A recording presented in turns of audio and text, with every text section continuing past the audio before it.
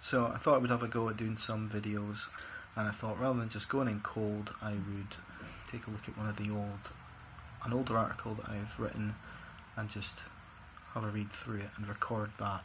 So if it sounds like I'm reading from a script, I pretty much am.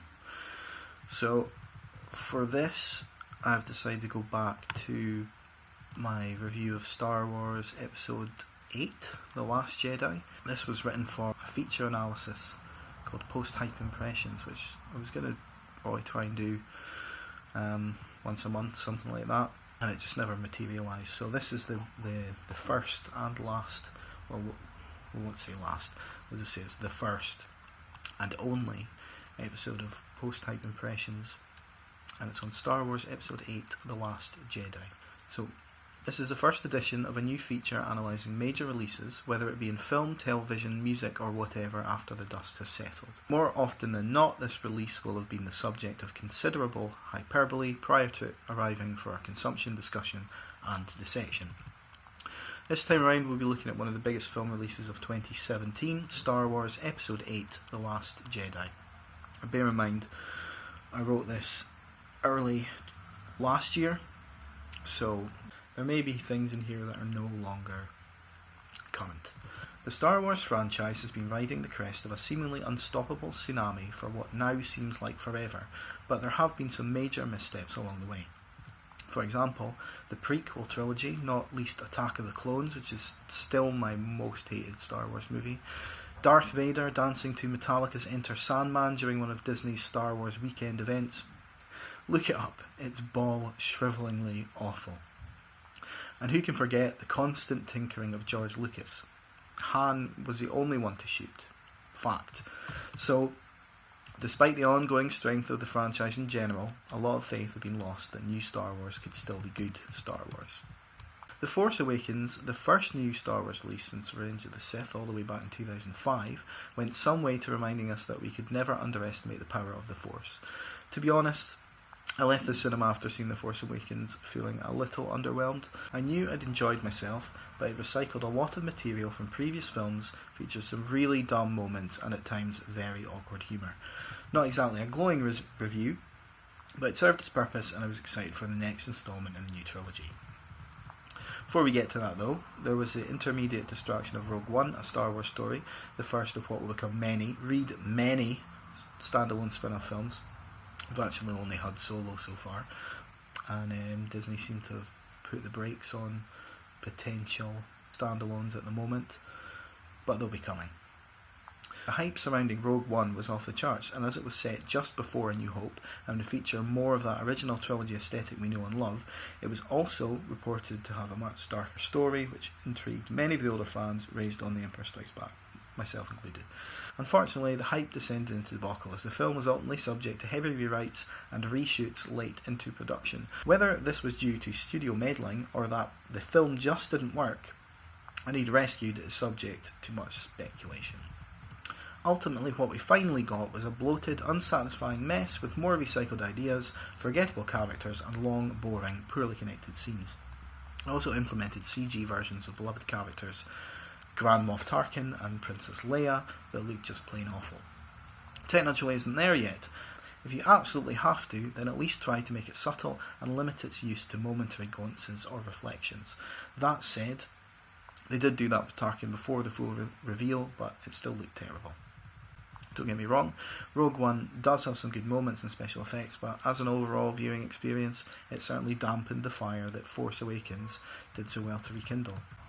It seemed, though, that for many, Rogue One had been the best thing since jalapenos on everything, and the hype gremlin had been fully wetted and well and truly fed after midnight with the prospect of seeing Luke for more than 10 seconds, finding out more about Rey's past, getting a proper reveal of the mysterious Snoke, supreme leader of the First Order, and discovering who exactly is or are the Last Jedi. When the film released, initial reviews were mostly positive, with many likening it to The Empire Strikes Back and some, obviously idiots, going as far to say it was actually better than the film I consider to be the series' pinnacle. Personally, at the time I thought Episode VIII was just okay. It had some good ideas and fun moments, but again I felt there weren't enough. The story was stupid and the awkward comedy was back with a vengeance, right from the very start as well. I recently rewatched The Last Jedi. In reality, I had recently rewatched it back at the start of 2018, so I haven't seen it since then. So let's go with this.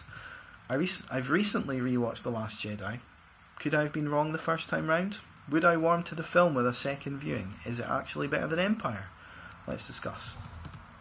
The Last Jedi opens with a long, epic, unbroken shot zooming into an ongoing battle between the First Order and the last remnants of the Rebel Alliance.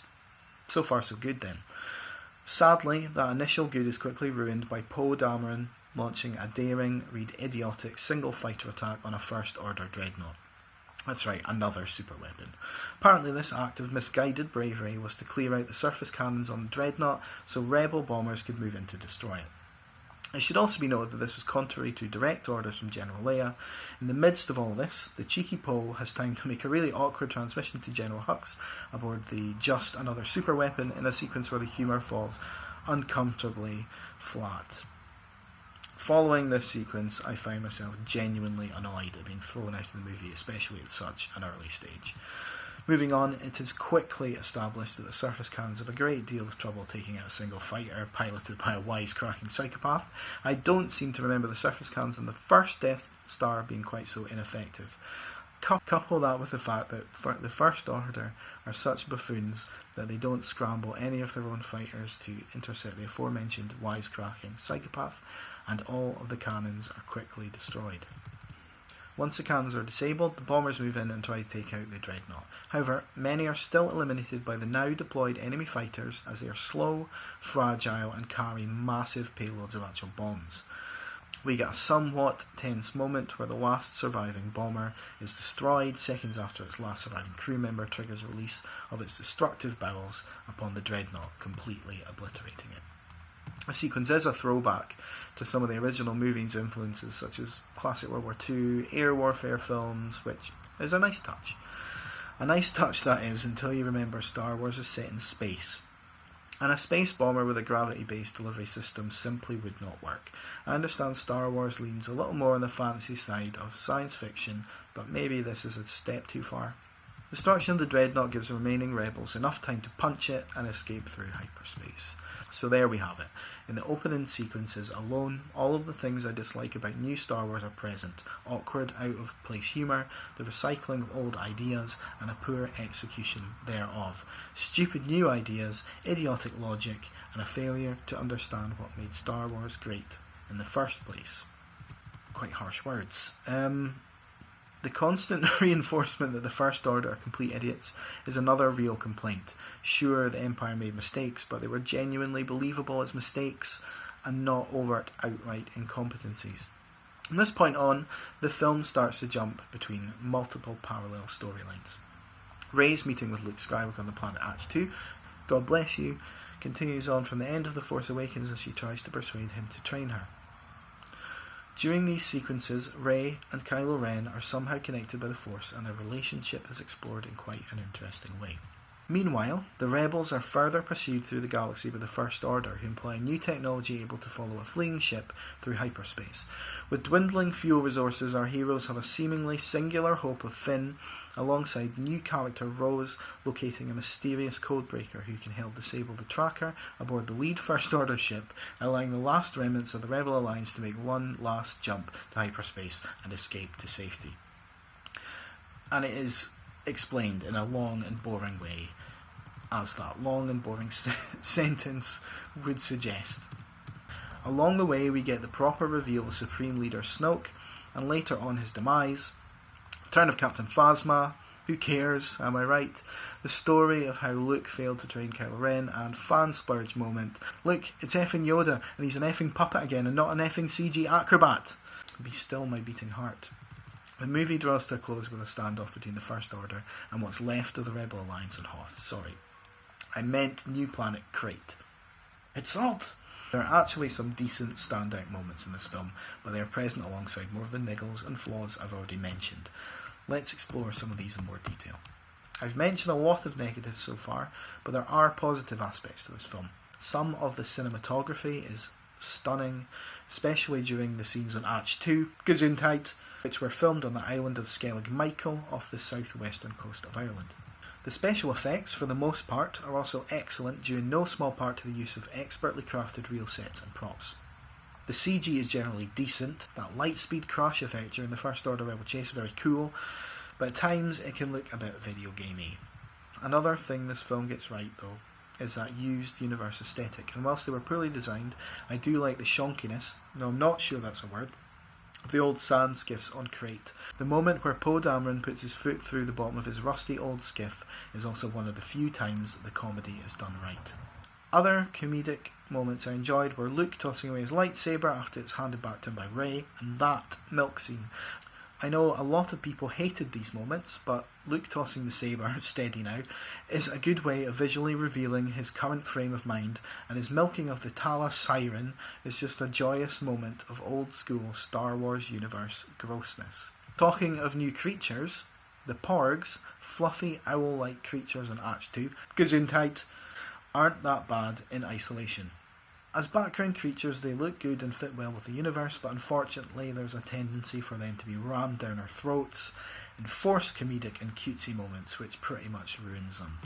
Kylo Ren continues to be one of the most interesting new characters in the franchise, and the new dynamic of a mysterious connection between him and Rey through the Force, an idea I like to call Force Chat, really pulled me in. Turmoil of choosing the light and dark sides of the Force has always been fascinating, and this was a really effective way of exploring that. Unfortunately, even this is sullied somewhat by one particular Force Chat, which features a jarringly awkward shirtless Kylo reveal. No one needed to see that. Despite that, the relationship between Kylo and Rey is generally handled well, and it's telling that Rey chooses to confide in Kylo, not Luke, following her experience in a bizarre Hall of Mirrors style scene where she hopes to find out more about her parents. We get a couple of decent reunions with Luke and R2-D2, hello old friend, and also Luke and Leia, which are both handled fairly well. New character Holdo, while not being very interesting, at least looks cool and befitting of the Star Wars universe. The story of how Luke failed to train Kylo Ren and the different perspective from each character is treated quite well, and I like the moment where Luke finally meets his shame head on and admits that Kylo did not turn on him. Luke went to Kylo's quarters with the intention of killing him, but couldn't go through with it and was caught in the act by a boy whose master had failed him. So there are some good ideas in here, but they're just not executed all that well. Some of the fight scenes, such as those between Luke and Rey, the moment where Rey and Kylo team up against Snoke's guards, and the final fight between Luke and Kylo, including the revelation of Luke's force projection and his subsequent death, are also fairly enjoyable. Okay, so those are some of the things I found to be positives, but I can't mention those without also mentioning the negatives. What's that? I've already mentioned the negatives? Well, there's plenty more to discuss. As already stated, there's a lot of forced comedy and also a ton of dumb, awkward moments in this film. And I just can't help but find them extremely jarring with the comedy, rather than complementing the story, just completely taking me out of the action. Some of the worst offending moments are our first introduction to Finn, where he wakes up in some kind of bizarre medical treatment suit. For some reason it reminded me of the scene in Star Trek 2009 where Kirk has giant hands. Leia slapping Poe for his continued and flagrant disobedience of direct orders, because I suppose Leia has to slap someone. It's retro. Chewbacca and the sad Porg. There are a few other ridiculous Porg moments. That scene where Leia flies through space, and indeed her subsequent hospitalisation where she's done up like a Hammer horror mummy, and Poe creeping on new character Holdo. Not what I expected. It's too creepy. I could go on, so I will. Space horses, space nuns, Captain Phasma and Finn fight. Let's go, Chrome Dome. I'm seriously beginning to hate Finn. Oh look, it's BB-8 in that ATST and he's come to our rescue. The effects here are terrible. That's not it. We've even got First Order steam iron droids. Like, at this point, is this a parody? Are we being trolled? Other than cringe-inducing comedy, there's also quite a lot of bad acting in The Last Jedi. Leia and General Hux are both pretty terrible. Holdo's speech is the least rousing call to action I've ever seen. And what's with the Codebreaker's weird tick? I mean, whose idea was that? Luke has his moments, but he even misses the mark regularly, and to be fair, I think Mark Hamill was fairly pissed off about the changes made to his character, so not sure he's trying his hardest. Rey continues to disappoint, and despite a few standout moments, is fairly wooden throughout. And she was in The Force Awakens too. Even Yoda doesn't sound quite right, and don't get me started on Rose or those darn slave kids. Whilst there are some interesting new ideas, much of what happens in The Last Jedi feels recycled, both visually and from a story point of view. There are a lot of things thrown in from The Empire Strikes Back and Return of the Jedi in a similar way to how The Force Awakens rehashed much of A New Hope. We get a big standoff between the Rebels and the First Order with something that looks like an AT-AT but crossed with a gorilla. I really hate this design so much. It looks awful.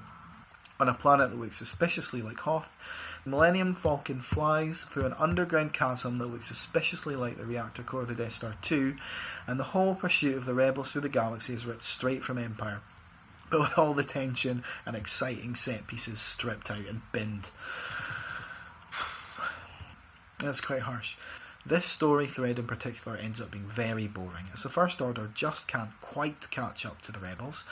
There's a really uninspired explanation for this, and there's a power struggle between Poe and Holdo going on whilst Leia is incapacitated. These suffer due to the lack of any real urgency. At times I caught myself actually willing the Rebels to just run out of fuel already. Many other scenes are also long and boring. For example, some sections on the island with Rey and Luke go on for way too long. The explanation of how the hyperspace tracker works and how to disable it contains far more information than we actually need, and the social justice scenes are plain boring. And the space horse chase scene through the casino is way too cartoonish. Presumably in an effort to be more Star Warsy, we also get a number of recycled phrases from the classic films such as punch it, and I've got a bad feeling about this. Okay, I already used punch it in this review, so I'll let them off with that one, but both of these have been drained of all the drama and excitement present in the original films they're taken from, and they're just thrown in for nostalgia's sake, and because apparently that's what Star Wars is, just recycled lines repeated again for the fans. The music, even, part of what I love about Star Wars, is a big letdown too, with much of the score ill-fitting and uninspired. I can imagine John Williams finds it increasingly difficult to be excited by these films, and I'm not surprised he's confirmed he won't be scoring any of the future films. Before I draw this to a close, I'd like to discuss a few missed opportunities that might have brought a little more excitement to this film. When Holdo sacrifices herself by turning the Rebel frigate around and setting a crash course for the lead First Order ship, I can't help but feel this should have been Leia. It would have been a much more emotional moment, and we actually have a connection with her character. We've only just met Holdo and haven't been given a chance to develop any connection whatsoever, and consequently what could have been a really huge moment loses all of its weight. We almost got one of these moments with Finn attempting to sacrifice himself to save his friends by doing an Independence Day and flying directly into the giant laser. Miniature Death Star tech.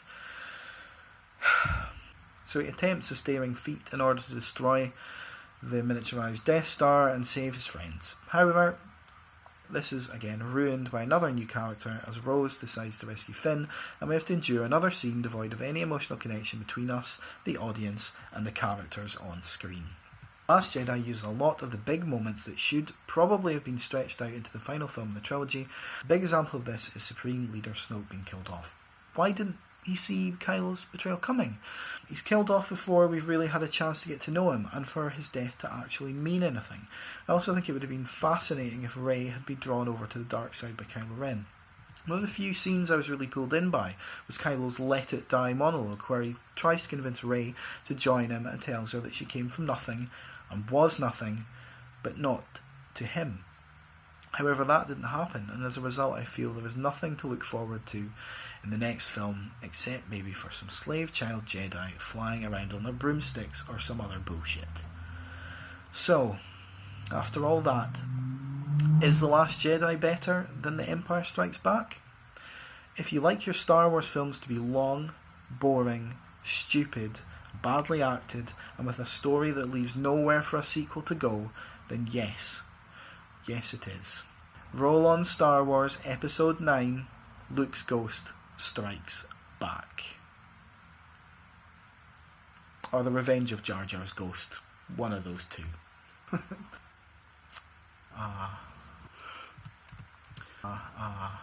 But